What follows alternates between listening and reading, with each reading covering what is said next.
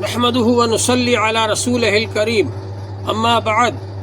فاعوذ بالله من الشيطان الرجيم بسم الله الرحمن الرحيم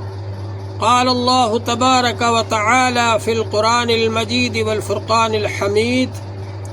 بعد أن أقول أعوذ بالله من الشيطان الرجيم بسم الله الرحمن الرحيم قل إن كنتم تحبون الله فاتبعوني يحببكم الله وقال الله تبارك وتعالى لقد كان لكم في رسول الله أسوة حسنة۔ محترم حضرات، اللہ جل شانہ کا بہت بڑا فضل و کرم ہے اور اس کا انعام و احسان ہے کہ اس نے ہم کو حضور پاک صلی اللہ علیہ وآلہ وسلم جیسے رسول عطا فرمائے، جن کی سیرت پاک کو اللہ جل شانہ نے تمام انسانوں کے لیے ایک معیاری اور ٹکسالی اور ایک مثالی زندگی بنائی، اور حضور پاک صلی اللہ علیہ وآلہ وسلم کی زندگی کے بارے میں فرمایا کہ آپ کی زندگی تمام انسانوں کے لیے ایک نمونہ ہے، ایک آئیڈیل ہے، جو ان کے مطابق زندگی گزار کر کے آئے گا، جو ان کی سنتوں کے مطابق عمل کر کے آئے گا، جو ان کے طریقے کے مطابق زندگی گزار کر کے آئے گا، تو اللہ جل شانہ اس کو اس دنیا میں بھی کامیاب فرمائیں گے اور آخرت میں بھی کامیاب فرمائیں گے۔ حضور پاک صلی اللہ علیہ وآلہ وسلم نے ارشاد فرمایا ہے لا یؤمن احدکم حتی اکون احب الیہ من والدہ وولدہ والناس اجمعین۔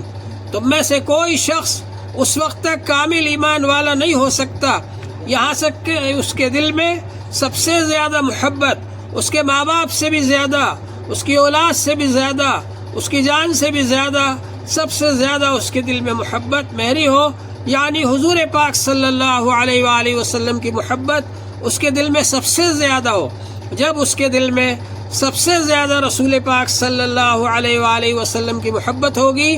تب وہ کامل ایمان والا ہوگا، ورنہ اس کا ایمان ناقص رہے گا۔ ہر انسان اس معیار پر اپنے آپ کو جانچ لے، اپنے ایمان کو جانچ لے، اپنے اخلاص کو جانچ لے، حضور صلی اللہ علیہ وسلم سے محبت کے دعوے کو جان لے، اپنے عشق رسول کے دعوے کو جانچ لے اس معیار پر کہ میرے دل کے اندر رسول پاک صلی اللہ علیہ وآلہ وسلم کی محبت کتنی ہے، اور یہ اس وقت پتہ چلے گا جبکہ ایک طرف سنت ہے، ایک طرف بدعت ہے، ایک طرف سنت ہے، ایک طرف رسم و رواج ہے، ایک طرف سنت ہے، ایک طرف آپ کے گھر کا تقاضا ہے، ایک طرف سنت ہے، ایک طرف برادری کا تقاضا ہے، ایک طرف سنت ہے، ایک طرف فیشن پرستی ہے۔ ان میں سے آپ کس چیز کو اختیار کرتے ہیں؟ اگر آپ سنت کو اختیار کرتے ہیں، رسول پاک صلی اللہ علیہ وسلم کے طریقے کو اختیار کرتے ہیں، تو یہ اس بات کا ثبوت ہے کہ آپ کے دل میں سب سے زیادہ محبت اللہ تبارک و تعالیٰ کی ہے اور اللہ کے رسول صلی اللہ علیہ وآلہ وسلم کی ہے۔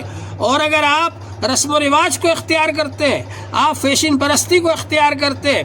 آپ دوسرے لوگوں کے طریقے کو اختیار کرتے ہیں، تو اس کا مطلب یہ ہوگا کہ آپ کے دل کے اندر اللہ کی محبت کم ہے، اللہ کے رسول صلی اللہ علیہ وآلہ وسلم کی محبت کم ہے، اور آپ اپنے دعوے کے اندر جھوٹے ہیں۔ آپ کا یہ کہنا کہ میں سب سے زیادہ اللہ سے محبت رکھتا ہوں اور سب سے زیادہ رسول پاک صلی اللہ علیہ وآلہ وسلم سے محبت رکھتا ہوں، آپ کا یہ دعویٰ جھوٹا ہوگا۔ منافق لوگ زبان سے کہتے تھے کہ ہمارے دل میں سب سے زیادہ محبت اللہ تبارک و تعالیٰ کی ہے، محبت اللہ تبارک و تعالیٰ کی ہے اور رسول پاک صلی اللہ علیہ وآلہ وسلم کی ہے، لیکن منافق لوگوں کے دلوں میں نہ اللہ تعالیٰ کی محبت تھی، نہ رسول پاک صلی اللہ علیہ وآلہ وسلم کی محبت تھی، بلکہ ان کے دلوں میں بغض بھرا ہوا تھا، ان کے دلوں میں نفاق بھرا ہوا تھا، ان کے دلوں میں بے ایمانی بھری ہوئی تھی۔ لہٰذا جب انہوں نے یہ کہا کہ ہم ایمان لے آئے، تو اللہ تبارک و تعالیٰ نے فرمایا کہ بعض لوگ ایسے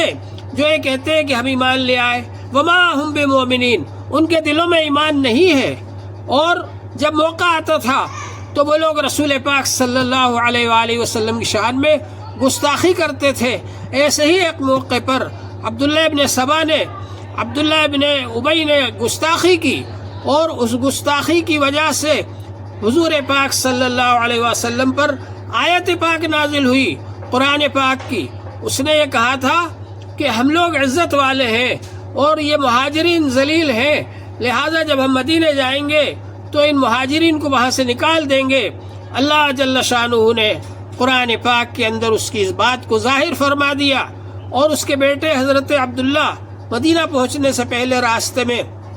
مدینہ کے قریب اس کی سواری کے سامنے کھڑے ہو گئے اور یہ فرمایا کہ تو اس بات کا اقرار کر کے دے رہے، تو عزیز نہیں ہے، تو ذلیل ہے، تو عزت والا نہیں ہے، تو ذلت والا ہے، اور حضرت محمد صلی اللہ علیہ وسلم عزت والے ہیں۔ جب تو اس بات کا اقرار کرے گا تب ہم اس بات کو مانیں گے کہ ہاں تو مدینہ میں جانے کے قابل ہے۔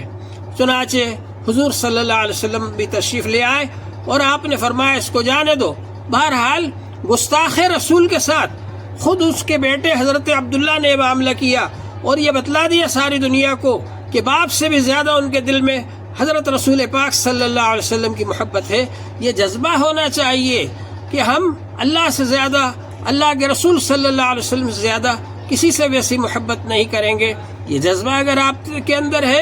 تو آپ اس دنیا میں بھی کامیاب ہوں گے اور آخرت میں بھی کامیاب ہوں گے۔ حضور پاک صلی اللہ علیہ وسلم کی محبت سب سے زیادہ ہونا چاہیے آپ کے دل کے اندر۔ اللہ تبارک و تعالی ہم سب کو اس کی توفیق عطا فرمائے۔ وآخر دعوانا الحمد للہ رب العالمین۔